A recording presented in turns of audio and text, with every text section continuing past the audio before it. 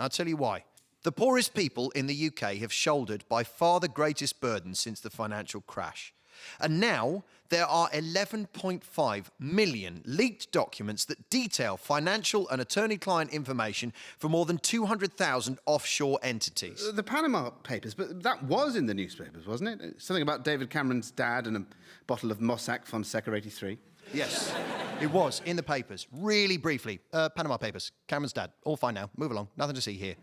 Mossack Fonseca is the legal firm where the leak came from. Mossack Fonseca is also the name I'd give myself if I was a Swiss assassin. You expect me to talk, Fonseca? No, Mr. Bond. I expect you to tie up your investments in a legally dubious shell company while disabled people have their living allowance cut. You'll never get away with this. But they have got away with it. Why? Why haven't the papers gone to town on this story? Remember, a couple of years ago, we read for months about MPs' expense claims for cleaning Sir Moti McMoatface's duck house and replacing the lampshades on Alan Duncan's ride-on lawnmower, and MPs keeping a second pair of flip-flops on their other house. So why not this? Why haven't the papers run this story about mass tax avoidance properly? Well, let's see. In today's Daily Brig, your cut out and keep guide to who owns the paper. Yes, cut it out and stick it to the side of your registered P.O. Box address in Jersey. The Daily Telegraph. Owned by the Barclay brothers. Estimated wealth, £6.5 billion. They give their main address as Monaco. And if that's not enough, they bought their own Channel Island. The Daily Mail. Owned by Viscount Rothermere. Now, I don't know much about this man, but I can tell you his Wikipedia entry is about 10 pages shorter than it should be. His estimated worth is £1 billion.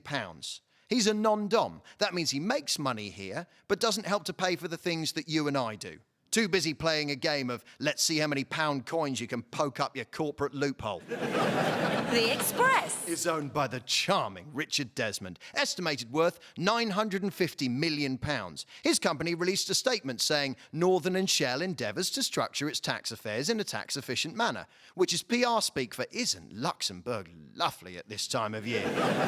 The Sun and the Times. Are owned by Jerry Hall, I think, but she sweetly lets her human testicle of a husband have a go on them. News Corporation avoided paying any corporation tax in Britain over 11 years, according to The Economist. Oh, let's hope Britain's best-selling newspaper and The Times and Sky find a way of turning a small profit soon. Good luck, guys. Here's hoping for you, you plucky underdogs.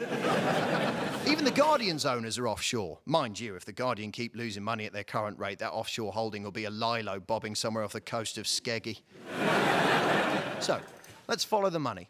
One of the bits I do know from the Panama Papers is that more than £170 billion worth of UK property is now held overseas.